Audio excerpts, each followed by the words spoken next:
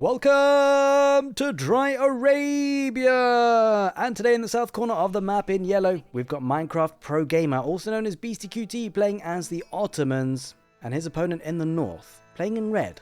As the English, we've got Kasva. Welcome everyone to this Age of Empires forecasted game, and well, we're going to be playing it out on Dry Arabia in 4K, baby. That's right, we had a PC upgrade, and hopefully going to be upgrading my casting skills as well. Hoping to be around the Age of Empires 4 community for quite some time. And things are exciting at the moment for Age of Empires 4 for sure, especially with the new DLC coming out. Going to be exciting to see the new civilizations, the Byzantines and the Japanese. Speaking of which, in fact, it's not just 2 civilizations. We've got another additional 4 variant civilizations as well. So, kind of pretty much just 6 different civs, which is going to be incredible for the matchups. So many more civilizations to choose from, so many more matchups to talk about, so many more maps coming as well, new biomes. You name it, is coming to Age of Empires 4. Very exciting times. And I feel like this upgrade to the PCs come at the perfect time. I'm super excited. Now 4K is absolutely fantastic to look at. If you don't have 4K, not a big deal. Like the 1080p version, I've cranked everything up to the highest possible settings. And well, hopefully I'll be cranking up my casting skills to the highest possible settings. Because I'm excited for Age of Empires 4. Things are heading in a good direction. And well, let's talk about the civilization matchup today on Dry Arabia. We've got Ottomans versus the English. I think the tricky part for the Ottomans is that they're very limited in options in terms of what they're capable of doing. They don't have any sort of major eco bonuses, but they do have the free units from the military schools, which is kind of the mainstay of what they need to do to achieve things in this game. They need to really focus on that bonus and try and get the military out as they possibly can. And the English, on the other hand, have some flexibility. You know, one of the kind of simpler civs to play, great for beginners. They've got different options, flexibility. They can play feudal age aggression. They can be quite greedy in terms of economy. You know, they're very good defensively. They can protect that economy if they're going to be greedy. And the super late Imperial Age game really suits them with the enclosures upgrade from the mill, getting that free passive gold from the farmers. So the Ottomans, it's tricky because they always seem to have to put like a timing attack, a timing push to do some damage, which they're not bad at, obviously, because of course, you know, they're very strong in that sense. They're getting free units. Speaking about timing attack and timing pushes, well, we've got a good timing for the feudal age upgrade tech up for the Ottomans. The twin minaret madrasa is the landmark for Beastyqt. That's what it's going to choose to go up with, and well, no real surprises there. Trade isn't really a thing at the moment in Age of Empires 4, apart from some civilizations, and the Ottomans aren't really one of those. But I think generally the English could be quite strong on this map and this matchup. It's an interesting one because the map being open does lend itself quite nicely for the Ottomans. It depends really on the strategy that's employed and what the Ottomans tend to do, but I feel like they always have to try and pressure the issue, right? Because the English not necessarily having a like direct eco bonus in the like early parts of the game, but once they do get a farming transition, it can be really strong. Now, one thing to think about in this matchup, with any matchup really, is the English. They tend to give away map control. They don't tend to kind of get position and key locations on the map secured, the English. And it comes down to the fact that they can play very condensed economy with the farming. Like a lot of the other civilizations actually have to venture out onto the map to get deer packs, have to get the boar. Obviously, the Ottomans, having the Islamic tradition, they don't have the access to the boar meat here in this game. But, you know, they could go for the deer. But other civilizations, against the English, they do try and get that map control, get their resources off the map. The English tend to stay at home, and they're pretty good at doing that. And, well, that does lend itself quite nicely for the English to go for 2 town centres, which it does look like Kasva's going to opt to do. Has quite a few villages on that stone. Now, the question is whether Beastie will scout that out. Let's take a look at actually where his scout is at the moment. There it is. So just circling around, probably just trying to find that stone. He finds one stone, but too far away. It's probably the secondary stone, that one. And he's going to cycle around now, and he's going to spot the stone miners, right? So he's going to spot the second town centre. The question from here on in is whether the Ottomans go for a 1 TC push, like trying to be aggressive, super aggressive, or whether Beastie decides to go for a second town centre himself. Let's just take a look. In fact, he's going to go for a second town centre himself to match that. And, I mean, this is too many villages just for military school. You do need stone for military schools, but yeah, this is going to be a second town centre. And I think it's an interesting dynamic because, of course, the Ottomans, whilst they want to be aggressive, they do have this capability, right? So they've got the military schools, free units, and it means they don't have to produce any units. That's the key bit of detail. They don't have to spend any resources on that, and it means that they can pump everything else into economy. I do feel like the economy is just so much better, though, for the English, and we'll see that probably transpire into a faster castle age. So 2 town centres for both players. I think the English will go to that castle age a bit quicker. But not to worry, because the Ottomans should have the army to defend with the free units from the military school. And Beastie going to look to wall up on the east side to protect the gold and the deer pack, which is actually quite a nice bit of eco at the back there, protected. A second town centre for kasva. Question is, where does it go? Now, it could potentially go for the deer pack on the east side. The other deer pack on the west side is probably better here, actually, because it's got the gold as well. So you can get the deer, the food, and the gold. It'd be very, very nice for the English civilizations map here. In terms of walling, I think kasva's situation for walling isn't as good as Beastie's, but the thing is, this wood line is fantastic. Like, it's super, super far back, super well protected. It's great for, you know, falling back to if you needs to. This one's a bit more precarious on the front, but it does have some coverage from the town centre. Maybe some small walls with palisades will keep it better protected.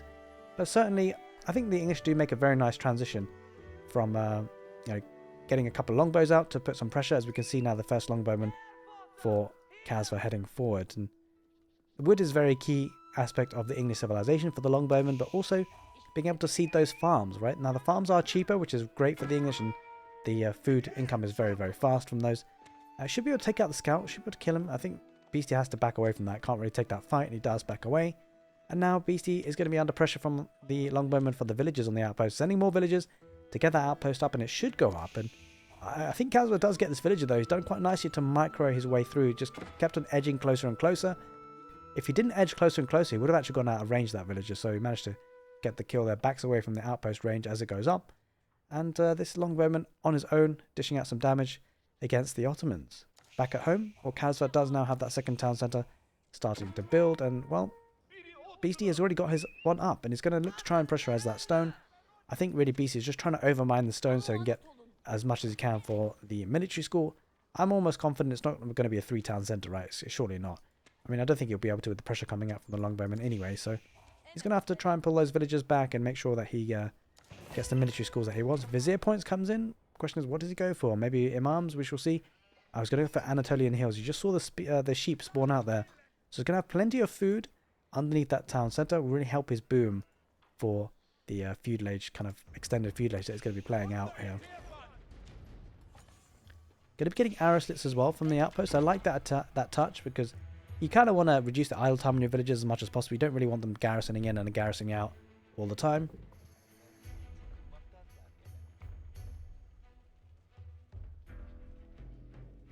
But yeah, so I mean, pretty standard opening, I guess, in a ways. It's kind of quite quiet, but there's a farming transition from the English, and that's going to be getting a lot of food quite fast. Speaking of food, well, there is some berries there for the Ottomans, but it's obviously going to rely on the deer packers and get survival techniques. I like that touch from Beastie because we do often see this in the high level kind of gameplay, adding this technology in.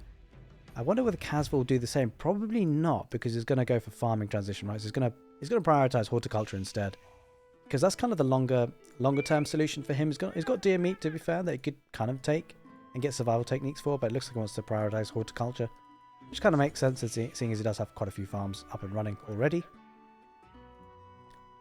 And yeah, I guess at this point, well, if you guys have been enjoying the casted content on the channel, I would say that, you know, help a brother out, do give the video a thumbs up. It actually really helps the channel. The engagements and stuff is kind of incredible.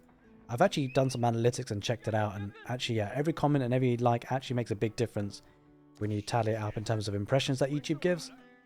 So I really appreciate all the support you guys have been giving up to now. Actually, it's been a good few weeks, good few months actually of casting Age of Empires. I've been enjoying it a lot, and you know what, I've been really enjoying the 4K version. It's actually really amazing how good the graphics are.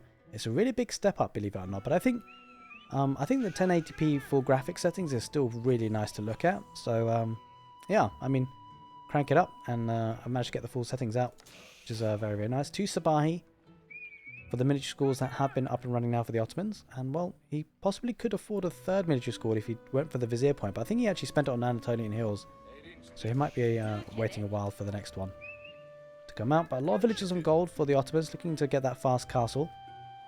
Well, it looks like kasva's going to get there a bit earlier though, because as you can see, he's quite close there on terms of resources. Let's take a look at the food income per minute. Pretty even actually, considering, but less villagers for kasva. So he's actually got more food coming in, but less villagers on food, and it comes down to the fact that he's got horticulture and these farms. So efficient here for the English, and he's looking to wall up on the west side. Now, in terms of relics, when you consider Castle Age, there's a relic that's very nice positioned there for kasva, one there for Beastie. The other 3 are pretty much dotted evenly on the map, and it's going to be the King's Palace. It's going to be getting that 3rd town centre effectively for kasva, which will certainly help him into the mid to late game.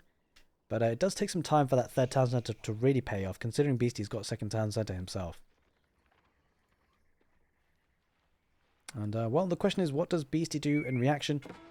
Well, he's going to go to the Castle Age himself. Right? He's getting Wheelbarrow, getting the pickaxe upgrade as well. And, I mean, it's going to be the Mehmed Imperial Armor. It's got to be, right, for the landmark of choice.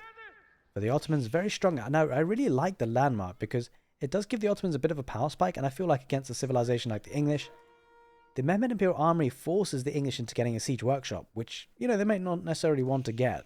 And it's a heavy wood investment. It kind of forces them into springholds. The English tend to get quite a highly infantry. It's quite a high focus on infantry-based army compositions, and so the mangonels will do great against that. And another dynamic to consider about the English versus the Ottomans is that cavalry is not really an option for the English because of the sheer damage that janissaries can do for the Ottomans. They're very much an anti-cavalry specialist, and it forces the English into infantry even more so. So I wouldn't be expecting to see any stables out. If there are stables, then Kasva will certainly be making a mistake, especially if Beasty jumps on that with janissaries.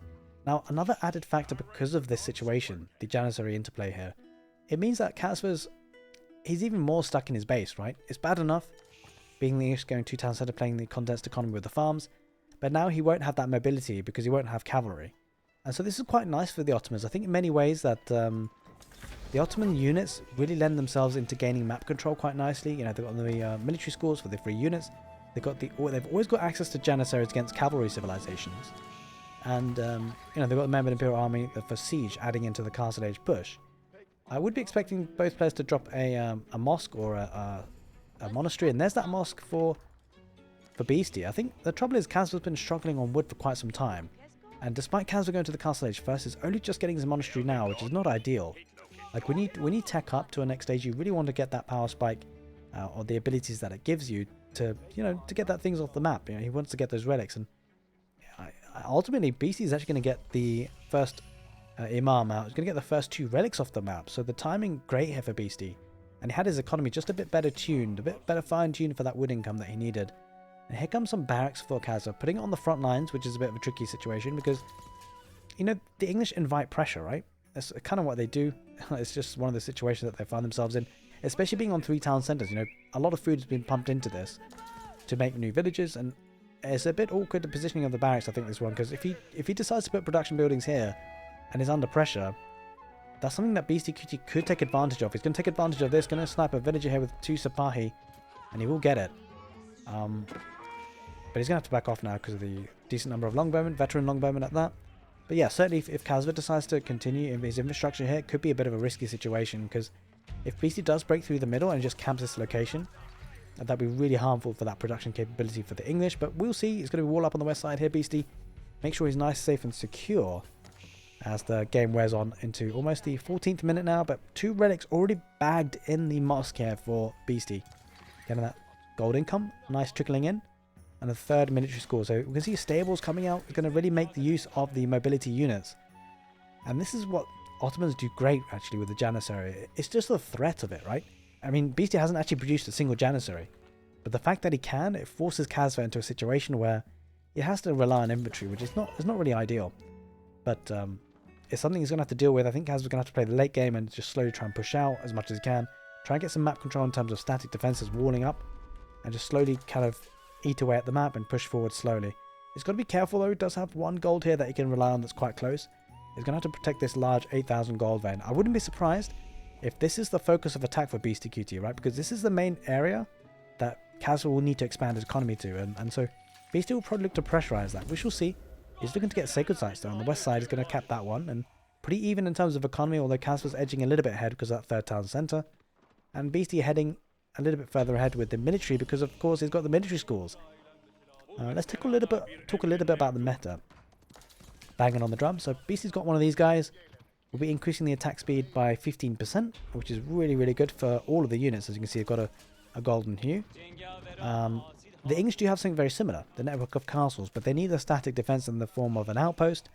So we have to build those structures on the map. It's a little bit more difficult to do that, but it does mean he gets 20% attack speed. The question is whether he can get those outposts up or not. And this is a really nice army composition here. Lancers and siege and crossbows being added, and I kind of fear for Kasva a little bit because you can see he's going pretty much full man at arms, right? It's countered by the crossbows, countered by the lancers, But these guys aren't just any ordinary man-at-arms. They are the English man-at-arms with the armored clad upgrade. They're super, super tanky and can even dish out damage against crossbows. Unless the crossbow is obviously in huge numbers. And now that sacred site on the west side going to be looking to be decapped by a single man-at-arms from the English. It's got units in the center sacred site, and looks like it's going to go on the east side here with the gold. 8,000 gold. So it looks like Beastyqt going to protect his own gold vein in the middle of the map first. And then move out from there. Maybe looking to get a keep actually. Yeah, there we are. It's got enough gold, enough stone rather for a keep. But I don't think this goes up if kasva spots this. This could be problems here for Beastyqt. Trying to get the keep in a forward position. Does delete it in time. And needs to back off, guys. I don't think he has textiles. He doesn't have textiles. And, well, this is a nice pushback by kasva. A lot of idle time for these villagers. But it's better that these villagers are idle rather than dead for Beastyqt for sure. Central sacred site being decapped as we speak. One on the west side should be kept alive because there's a lancer charging in. Does that get deep? Yeah, that's going to be kept alive and capped there for Beastyqt. Gold trickle coming in. East side sacred site has been challenged a little bit. And we hear another siege engine coming in out from the Mehmed Imperial Armory. Makes it a bit difficult for the infantry, but I have to say that the man-at-arms are pretty decent at holding off against the mangonels.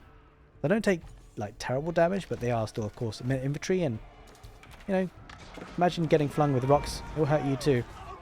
But you can see even that hit there didn't do all that much damage. So the mangonel shot getting off again. That time a little bit better. Decent amount of HP taken off. But I think it's mostly the fact that there's multiple units attacked at the same time. Or the cavalry coming in from the east from the Ottomans. Although he's not spotting this, I'll be surprised if he didn't jump on this. But I think maybe he didn't see it. Anyway, in the middle of the map, the sacred site being capped again for Beastyqt. Getting the veterancy for his archers.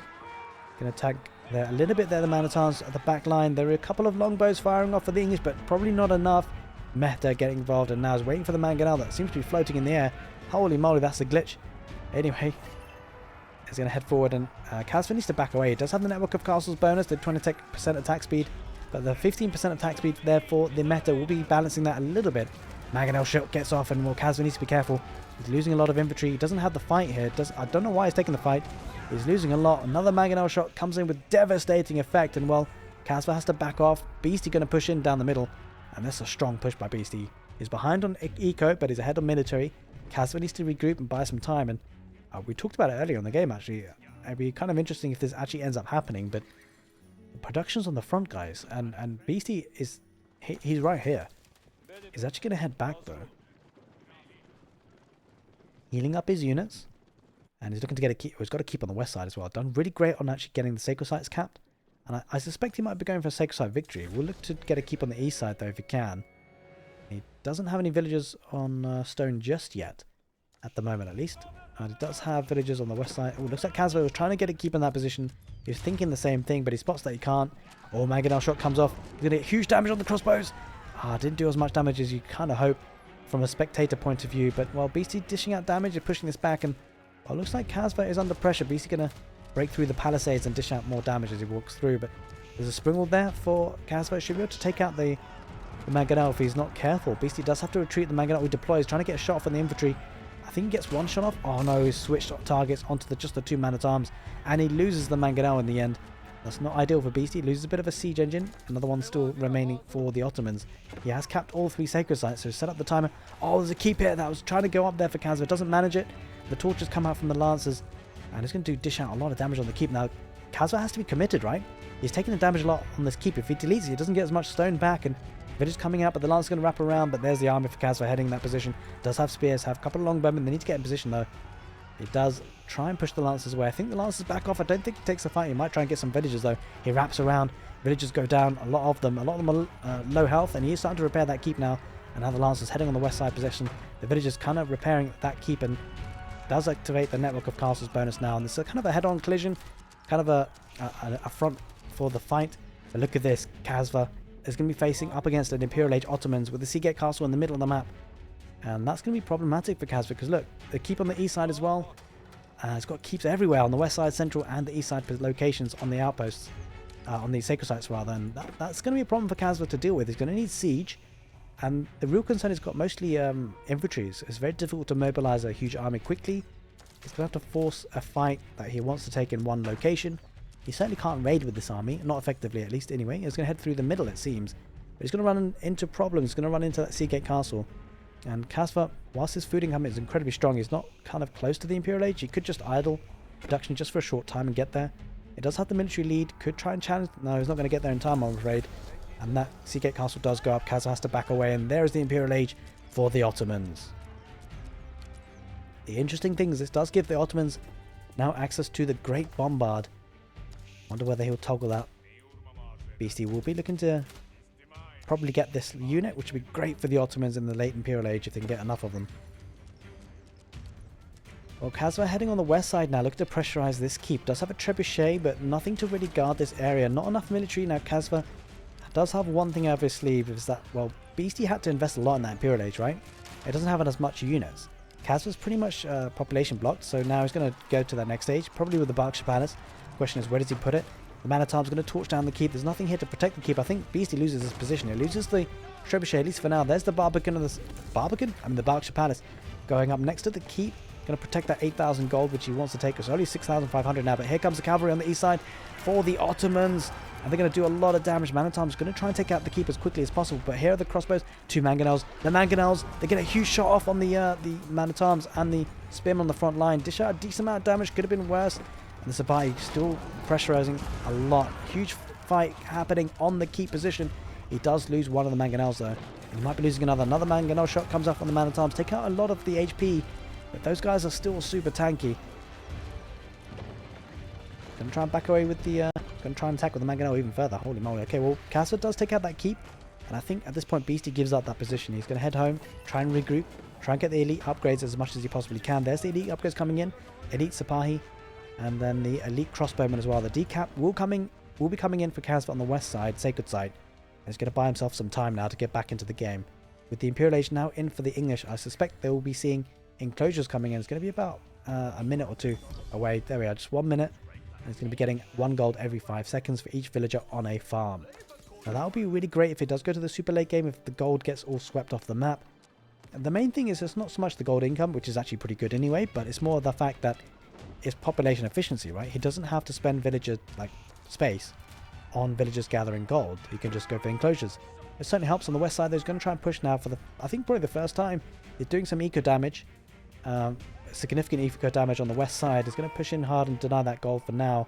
The villagers do back off though for Beasty behind the security of the palisade walls, and he should have some army here to protect, hopefully, at least for the Ottomans' sake.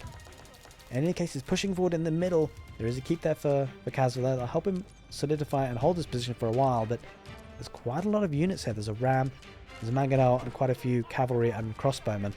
And this is a situation for Beasty that he's going to try and break through and then camp out the production. That could be a problem for kasva. He's going to head in with a couple of man-at-arms, but they're not the best unit for raiding. And here we are, a decent number of crossbowmen for Beasty. That'll rip through the man-at-arms, especially with the meta involved. Reinforcements coming in the form of lancers. And no elite lancer upgrade just yet for the Ottomans. Can't afford it. It was very expensive to go to the Imperial Age in the first place. And now in the middle of the map, the spearman brace, mangonel shot comes off and does a little damage. I mean, I don't know, it feels like mangonel's a little bit underwhelming in this game so far. But still getting good value. We'll be losing the mangonel to the villagers. Will he get one more shot off? I'm not so sure. Doesn't quite manage it in the end. But this is what we feared. This is what we feared earlier in the game, how the production could just be camped on by Beasty. That's exactly what's happening. The units are coming out, getting attacked straight away. Now eventually this army will kind of crumble. Like the man-at-arms super tanky. And they're just going to come out and try and take as many of these possible as they can. But a good value from Beasty overall. He's idled quite a bit of production and he's picked off a couple of units that maybe he shouldn't have taken out. And well, he's going to have to back off now, but with that keep, I mean, he can't really escape too cleanly there. On the west side, he has solidified and pushed back a little bit. kasva has solidified this position there with the Berkshire Palace and the keep. And things are starting to slow down a little bit. It's kind of aggressive in the mid-game. But the question is, where does it go from here? Now, kasva, his eco advantage hasn't really manifested itself. I think Beasty is obviously caught up. And the same could be said about military. He's actually kind of a little bit ahead here, Beasty. With the 5 military scores rather. 4 of them toggled onto lancers, 1 onto the meta. Just to make sure he gets that bonus at all times as much as possible. And man-at-arms are perishing for kasva. It's not taking like a coordinated fight, and it's really difficult when you're doing it with man-at-arms. You can always get caught in awkward positions. Going to go on the east side now, trying to attack the villagers on gold. I think kasva needs to try and deny that gold income for Beasty if he can. Oh no, this is going to be a destruction. That keep That keep has the great bombard emplacement. These man-at-arms will absolutely get smashed. Oh man, get absolutely slaughtered. I mean, this is not a fight the Kasva can take. He can't even reach the villagers in time. They get absolutely massacred on that gold vein. Now he does back off, but he lost so many units already. Great bombard emplacement, absolutely crucial for the keep there. On the west side, Beastyqt going to make a push on the Beastyqt Palace, which is kind of interesting, going straight for the jugular, going straight for the big static defenses rather than skirting around it. Beastyqt wants to break through right through the heart of the defenses of the English. Will he be able to do it? I'm not so sure. Does have 2 rams, a couple of lancers, villagers coming out to repair. The key issue is the Beastyqt Palace dishing out all sorts of damage on the crossbows. On the east side, a bit of raiding coming in from the man-at-arms, but the Sipahi, elite Sipahi, will hold the lines for a short while. They shouldn't be able to take care of this army just yet, though. I think Kasva might need a little bit of reinforcements if he can get there in time, but Beastyqt going to get even more elite Sipahi and just take care of that soon enough. In the north, 3 rams heading in that position to get rid of that keep as much as possible, but no army to protect it on the west side. The crossbows do all go down, and the rams are going to be taken down as well, with the keep being repaired. But the trouble is, Kasva is running out of stone and wood to keep the repairs up. It keeps hold of that position, which is kind of crucial for that gold. Oh, he's going to lose 2 siege engines for free here. 2 springles going to be taken apart by the elite Sipahi. Unfortunately there for Kasva, trying to return home, but doesn't quite manage it. And the 3 ram push in the center of the map has been stopped. And I think Beastyqt needs to recover, regroup, and it's done a little bit of damage, which is quite nice. On the west side, Kasva trying to push forward with an elite horseman and a couple of man-at-arms. Where does the Ottomans go from here? Like, the Ottomans, I mean, it's a tricky situation because the man-at-arms still dishing out damage and still holding firm, even against crossbows. Could be going for a Baldaquin maybe? You don't see Ottomans going for a Baldaquin all that often. But it could be something quite nice against the man-at-arms as long as they're protected. Like, you've got to protect those with a Baldaquin if you go for them because it's so expensive. Uh-oh. Beastyqt going to lose villagers here. Does have the emplacements that he needs on the outpost, but he's going to lose a couple of them. And the man-at-arms dishing out damage. Gets a lot of value on the wood line as well. A couple of Sipahi should hold the fort though with the crossbows in behind. I think Beastyqt is just doing well to stem the bleeding. But forcing a fight as much as he possibly can on the west side now, Kasva. 135 villagers to 141. And I think at this point, at this stage of the game, it all comes down to who takes better engagements. Here come the cavalry on the east side. And not only that, who can keep the eco alive for longer to make sure they have a solid bank of resources. And here's the bombards. 2 of them, in fact, for Beastyqt. Making sure they add to the fight. Good amounts of area effect damage come out of those guys as they deploy and fire off. Nice. It's quite a force here for Kasva. It's actually got a military numbers advantage. But the reinforcements coming in for Beastyqt will be a lot quicker. And I think the bombards actually doing great work.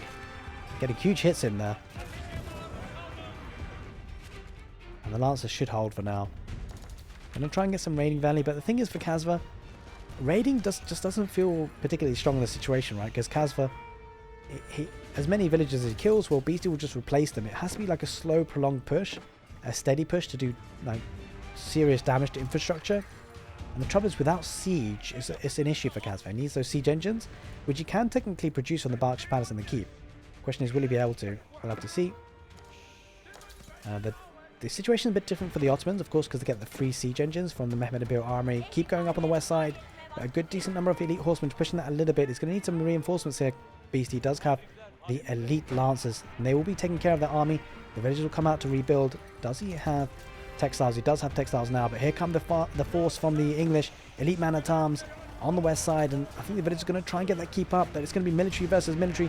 Villagers are going down. They're having back off right now, but the lancers are going to take a good engagement against the man-at-arms on the north part of that fight. Janissaries pick off everything else. The bombards get involved as well. I think a lot of villagers went down there for Beastyqt, but he had retracted them back, and now he's going to rebuild again. And the Janissaries just cutting off reinforcements coming in from the north. Good positioning there to cut that off, and now Beastyqt will get that position solidified with the keep. He's going to go for stone walls on the east side from the edge of the map to the middle of the map, carving up the map, getting some control, some positioning, some steadiness to his fight. And I think this is the first siege engine in the form of at least, well, I mean, he did have springles, but it's the first trebuchet for the English on the east side. But the 2 bombards making their way forward, going to take out the Beastyqt Palace before too long. Villagers garrison inside is going to run in with the crossbows and lancers. Bit of an awkward situation because it does take some time for the bombards to get rid of that Beastyqt Palace, but it's going to dive in. Got quite a decent number of Janissaries that kind of get eaten alive by arrow fire. On the east side, a good amount of horsemen raiding on the villagers that are on gold. That's an absolute massacre. An absolute massacre. Beastyqt loses a lot of villagers on gold. But it's still got a very healthy population. 131, can't argue with that. The Berkshire Palace going to go down. That's absolutely huge. The 2 bombards getting so much value, and we can't underestimate that. That is a huge takedown, because that Berkshire Palace offers so much protection, but not any longer. Villagers massacred on the east, trying to deny the walls as much as can, kasva, but the walls will go up for Beasty, and that's actually quite crucial. He's got a lot of control, can just focus attacks on the west side now. Bombards, oh, the bombards for Beasty might go down. He gets rid of the keep, maybe. It's on fire. Will he get it, though? That's the question. The bombards will go down for sure. The horseman diving in on that. Question, does he get the keep involved? Yeah, he does take it out in the end. But the bombards go down, and kasva are going to start to push back a little bit. Let's take a look at the military numbers. That's kind of important at this situation. 66 versus 30. Like, kasva's got a decent number now, and he's going to start to push this back. That was quite a heavy investment for Beasty to take out the Berkshire Palace and the keep, but he did do it. But he needs to make sure he can hold on now, because he's under a lot of pressure. 71 military heading forward now. It's kind of a bit of a tricky situation. He needs to regroup Beasty. This could come into sort of a bit of a tug of war effect in this match so far. The Janissary is going to rip through the cavalry. Oh, this is not great for kasva. We talked about how cavalry kind of suck against the Ottomans, especially if the Janissary is in position, and especially if the army is in it's well located, but also if the map is carved up and choke points occur. And Beastyqt looks like he's going to try and get those choke points with the stone walls, but he is still pretty open on the west side. Going to try and snipe that bombard if he can, but the trouble is that was probably free for the Ottomans. Here comes a bit of raiding with the horsemen, but Janissary is in position there on the west side, and slowly but surely looks like Beasty going to look to extend his walls. kasva trying to get walls up of his own, stone walls that is. They keep holding firm on the west side for Beasty. I think kasva going to lose a couple of units there if he's not careful. Going to go right to the back of the base with a couple of horsemen. A bit of raiding happening. I'm sure Beasty will deal with that very soon, at least hopefully for his sake. He's going to send a couple of Sipahi. Getting some good villager kills though, kasva at the back there. Janissaries are ripping through everything. In the north, well, kasva keeps his keep alive for now. On the east, looks like this time kasva wants to try and get the gold. Well, Beasty doesn't want to let that happen. Just keeping a Sipahi there, just to make sure he puts some pressure.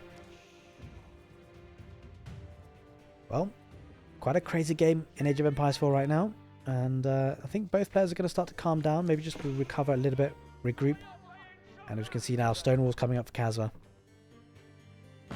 That could make it into a very long game. Here come a horseman raid on the villagers on gold. That could be another massacre. Going to get in between the villagers and the keep. That's going to be an absolute destruction. A lot of villagers going to go down. I don't think BC's reacting. I think he's going to get some villagers garrison. Where are these guys going? I was going to lose so much here. Down to 70 worker kills for Beasty and 60 for kasva. So pretty even. And he might just take out this keep now just by torch damage. Oh no, Beasty. He's actually caught these villagers. kasva will not get these stone walls up, at least not for now. The elite lancers. And he's kept them open on the west side. And I think Beasty won't mind this because sure he's got horsemen and lost villagers, but he can't get in without siege here, kasva. Talk about siege. Well, he's got 3 rams. Well, I take that back. 6 rams. Holy moly. Beasty heading forward with a strong push on the west side. This is something that kasva has to be careful of. Like, kasva does have the military numbers, but they're kind of on the east side of the map, right? Kind of out of position. And this is where kasva is completely open. In fact, kasva is pretty much open everywhere. It doesn't have stone walls that are fully covering sections of the map. But here comes the army for kasva. Mostly horsemen, but that will get ripped apart by the Janissaries. You've got to be careful. There's a lot of Janissaries here. 24 of them for Beasty. Man-at-Arms going to be dishing out damage and kind of tanking a lot, but the Janissaries will rip them through just by sheer number, and it's going to send a couple of units there in the middle and into the heart of the English defense and the bases with the Sipahi and the Meta getting huge value with the attack speed with them. Ram's going to focus on the infrastructure, and well, kasva's going to struggle now. A lot of the eco might be idled. He's going to have to send the cavalry to take the cavalry, but if he splits off the army, there's Janissaries here and the Rams dishing out all sorts of damage on the east side. Well, the sacred site has been decapped. Trying to get outposts. Oh, look at that. kasva going to try and push this away. I think he might try and just torch this down. Wait. Oh, yeah. He cancelled the animation before they got the shot off. That's unfortunate. In any case, that's not the main fight. The main fight is here on the west side. Sipahi on the back line, just attacking the villagers as much as they possibly can. And this is crucial because whilst the economy is condensed, every villager that's lost a farm, that's not just food that's going down. That's also gold income from the enclosures. Janissary is going to pick off a lot from the back guard of the Ottoman army. The Lancers acting as the meat shield. Rams continue to take out the infrastructure. This is kind of a problematic situation for kasva. He's got to hold as much as he possibly can. Does have 86 army though, so he's in a decent position to do so if he can. But he needs to head in that position right now, take out the rams. Might lose the monastery. That's gold trickle denied for now at least. Yep, the monastery gets taken apart.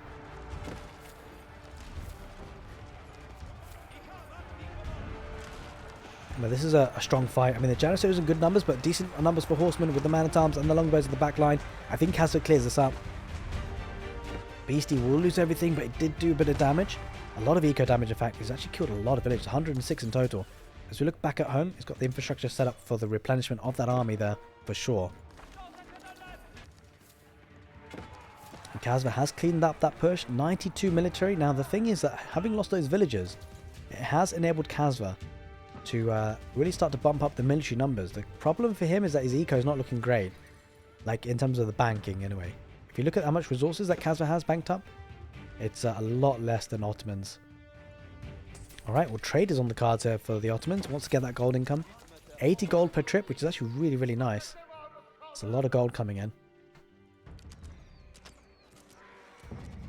A keep here for kasva, trying to act as a good stronghold. This could turn into a wood game, by the way.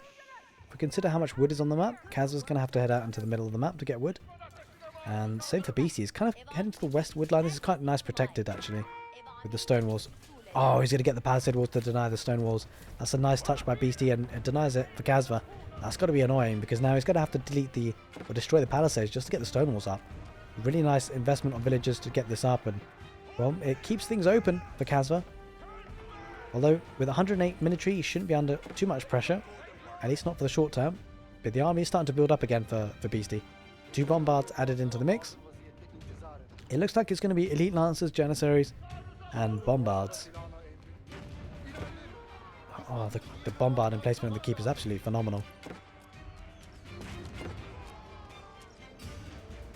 There's the army, mostly spearmen and man-at-arms. Going to break down the palisades and then move forward through.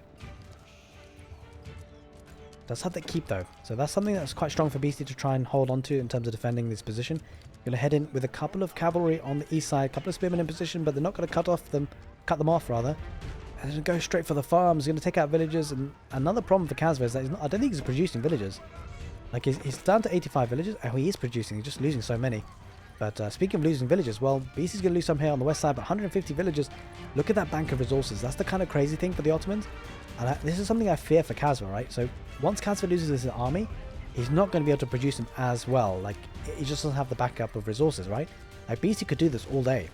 6,000 food, 2,000 gold. He can just continue to replenish his army. He cannot say the same for the man-at-arms from the kasva. Like, if he loses them, it's that much harder to reproduce and replenish. Going to try and break the palisade walls and get the stone walls up if we can to hold on.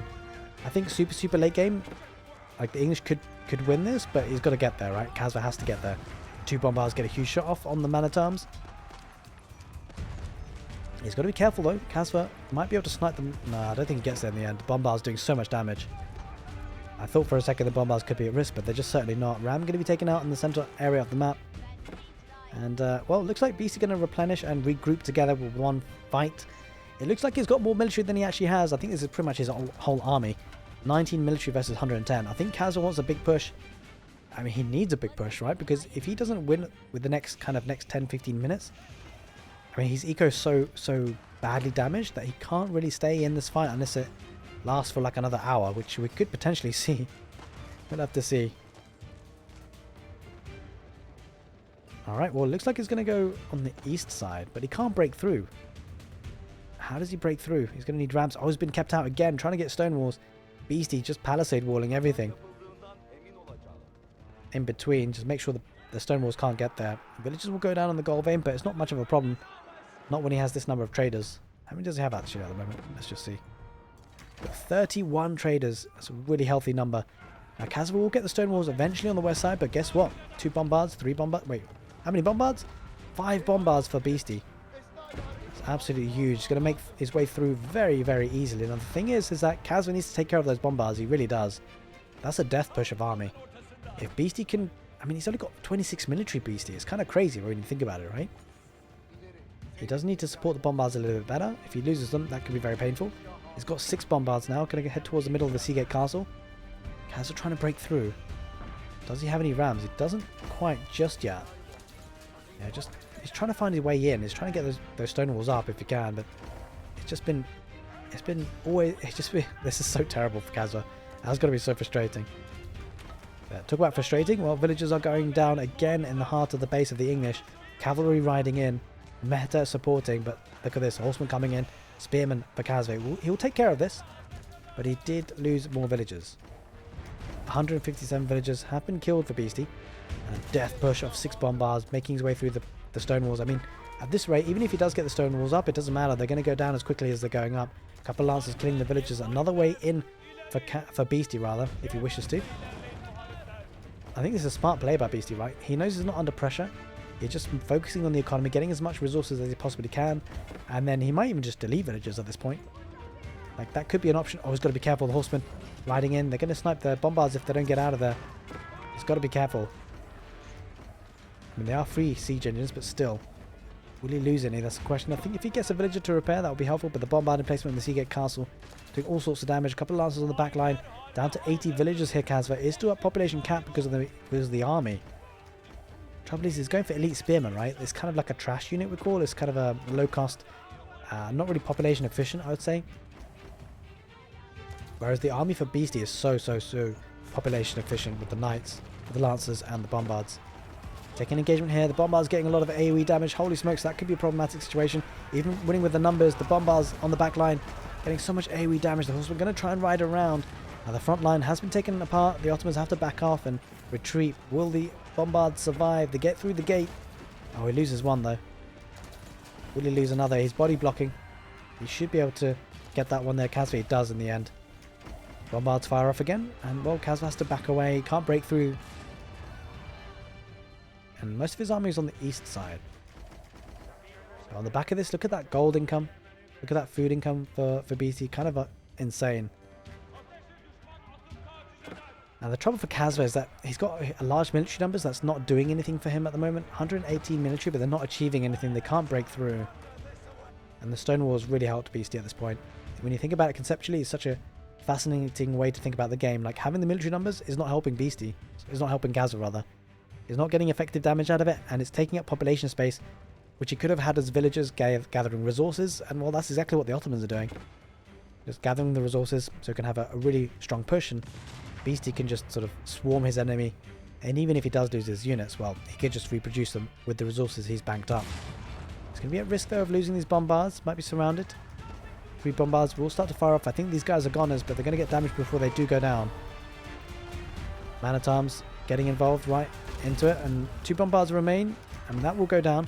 Let's just see what else is happening on the rest of the map. Janissaries is ripping through the wood lines. 76 villagers. Kasva is bleeding slowly and surely. A couple of lancers going to the back line of the heart of the defense, and it just forces Kasva's army back, right? That's the hard part for Kasva. Can't break out. Janissaries will be swept up on that wood line, and well, Beasty's going to lose his army once again, but the key bit of detail has done so much eco damage. And no monastery to replace this just yet for Kasva, so struggling on gold, even with enclosures. Now Beasty down to 31 military once again. 161 villagers, 156 in total. Now, and that bank of resources, well, Beasty is going to be playing this game. He's going to set up for the late, super late game if he needs to be. And we do see the Rebalda Queen. Okay, well, that'll dish out damage against the Man-at-Arms. We talked about it earlier in the game. That could come in crucial. That could come in handy. Ah, there's a ram for Kasva. Going to break through, or at least try to. It does have a lot of military in the back of that to push in with. Beasty might be in trouble. Like, he's only got 30 military versus 137. But he could just at any point just decide to delete his villages, right? Oh, he's going to be caught out with the bombards. He lost them. Oh, that's bad. That's really bad. Beasty losing his bombards for free, and the numbers are kind of crazy. 61 economy for Kasva. I think he's had enough. He wants a big push. It's kind of now or never, do or die. And he's going to break through the walls, and the army's going to trickle in.